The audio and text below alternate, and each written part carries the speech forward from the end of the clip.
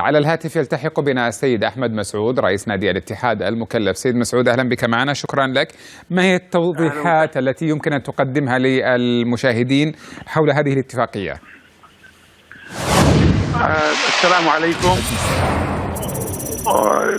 اتفاقية، احنا بنتكلم عن اتفاقية موبايلي صح؟ نعم. ايوه، هو اتفاقية موبايلي هي خلينا نقول احنا وموبايلي وطرف ثالث، هي 3 أطراف. نعم.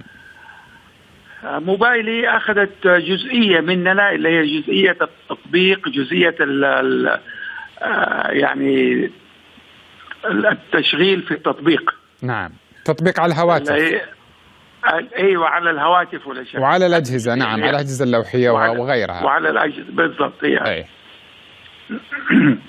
لكن الراعي لا، راعي في ناس ثانيين ان شاء الله حيروحوا.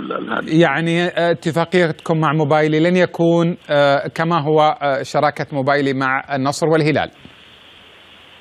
انا ما اعرف ايش صار. لا ما اتكلم ماليا، انا اتكلم لن يكون على الصدر قصدي. لا، ما هي على الصدر، لا. اي، سيكون موبايلي فقط مشغل للتطبيقات الهاتفية وعلى الأجهزة الذكية وعلى الأجهزة الكمبيوترية بشكل كامل لنادي الاتحاد. نعم. هم حيعملوا يعني تطبيق اساسي. نعم. زي الانديه اللي برا الثانيه يعني اللي عندها تطبيقات بحيث تقدر تدخل بتشوف ناديك، بتسال اي سؤال موجود في النادي.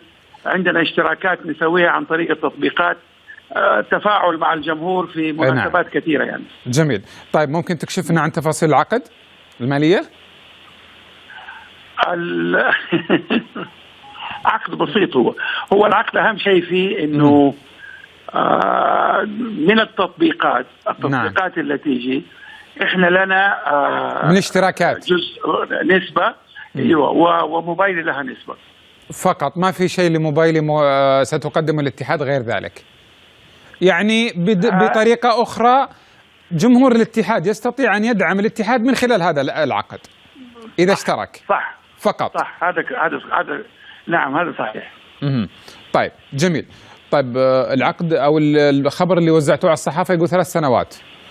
أنت رئيس صحيح. أنت رئيس مكلف مدة 3 سنوات. أنت رئيس مكلف لمدة سنة، كيف تقرر لمدة 3 سنوات؟ لماذا لم تعرض على الجمعية العمومية لنادي الاتحاد؟ هو ما في جمعية عمومية الآن، يعني التكليف أصلا ما كان في جمعية عمومية. أيوة. وبالتالي يعني مشيته. يعني كان اجتهاد مننا صراحة، هو اجتهاد.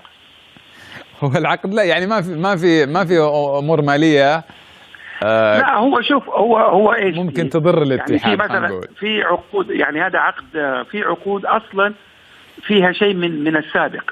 اي، واحنا بنلتزم بيها، في عقود بنلتزم بيها فيها لسه شيء ما خلص على 3 سنوات واشياء زي كده. نعم.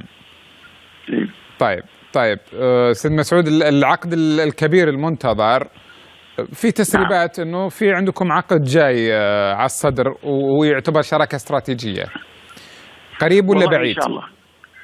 والله احنا بنسعى جاهدين انه يكون قريب. لكن تعرف يعني الامور هذه، الشركات احيانا يعني تاخذ وتعطي في القرارات وبتوزنها من امور كثيره، لكن ان شاء الله نقول قريب باذن الله. نعم.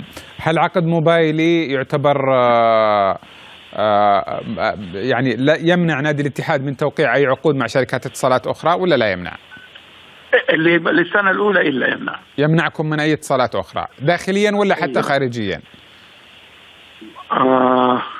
يبغى لك ترجع للعقد. ما انتبهت لها، يبغى لي ارجع للعقد.